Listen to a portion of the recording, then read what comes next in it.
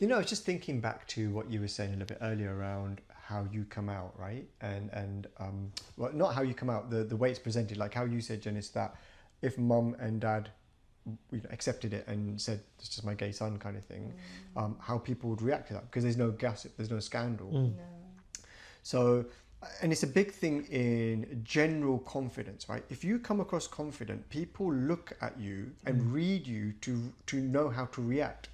So if you come across, I'm just talking this as a general thing. If you come across and you're like, oh, so I'm talking about me here, and I'm gay, or like I remember once I introduced Nige as my other half to work colleagues, and I remember we had a picnic, like we went out for lunch, just a lunch, and I was like, do you guys mind if I bring my partner?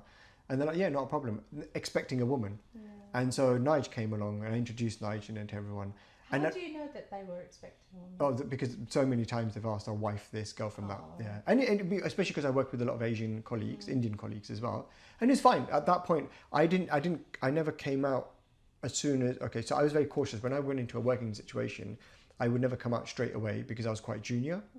I would eventually, because I didn't want to be inauthentic, but I would navigate that space carefully.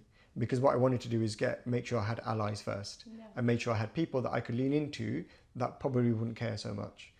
So I remember that's how I came out at work, right? Because I used to contract, so one of the jobs.